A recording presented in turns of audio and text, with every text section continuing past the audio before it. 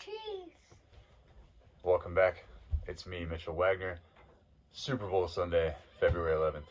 There are many different text structures found in different text types, and I realize that making students knowledgeable when it comes to these will be a difficult task. One indicator of this difficulty is the fact that I did not know exactly what the word exposition means.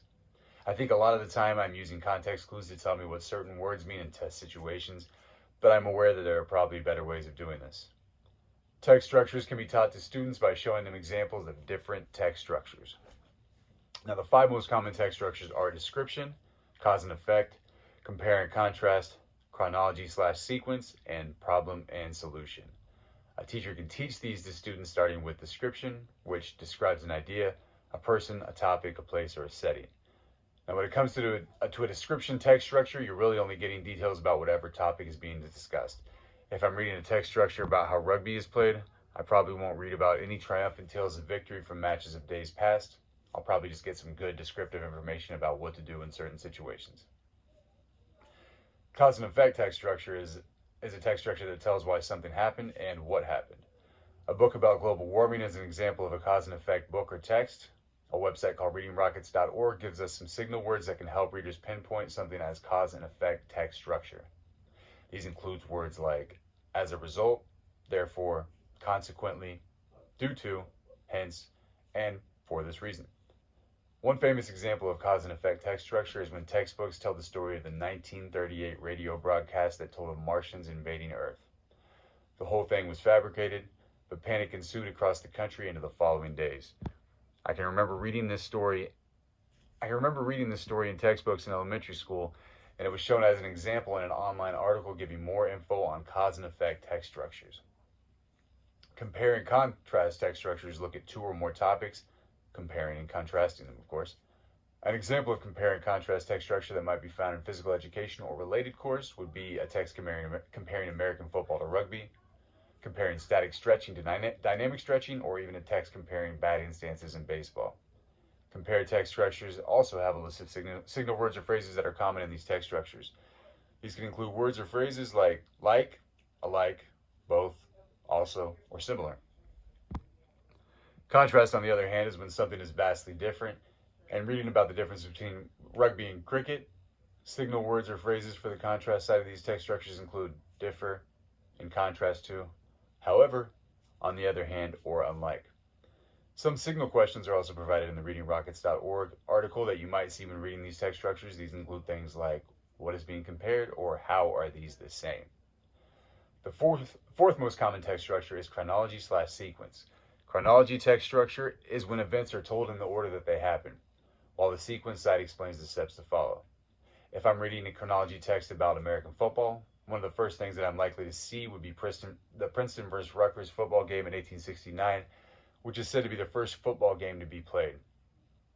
After this, I would probably hear a bit more about the evolution of the sport, the formation of the AFL and the NFL, which would lead into the Super Bowl era. Words or phrases that indicate a chronology text structure include first, second, and third, next, then, finally, after, etc.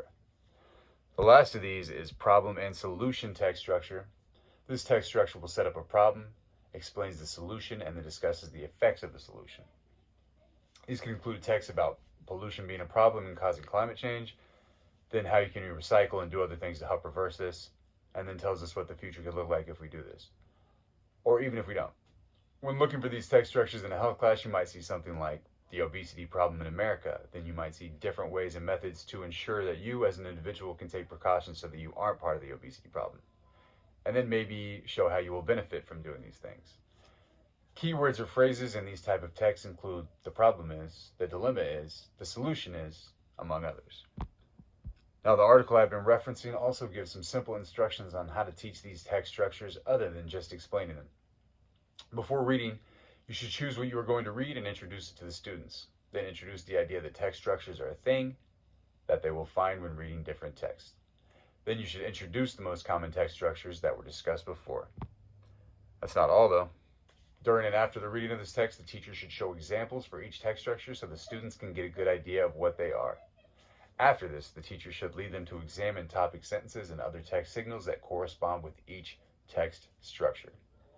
Third, The student should model the writing that goes with these text structure.